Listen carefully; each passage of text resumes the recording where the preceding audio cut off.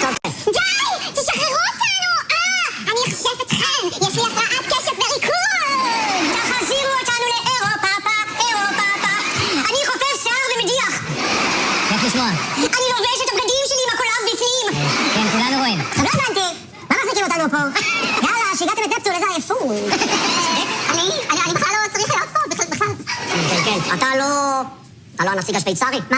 לא, אני שחר תבוך. וואלה. בחצות, מנהלי בדי, הוא לא חסיד אנגלית, nobody knows, מנהלי בדי. לא. חדל, קשקשת בחולצת רשת.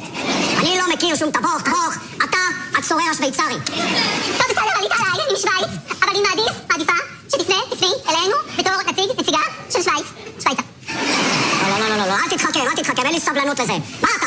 אתה גבירתי, גבירתה, תעשה לי סדר בתוך הראש. גלנט, אני חושב שהסתבכת קצת. מי שהסתבך זה הם.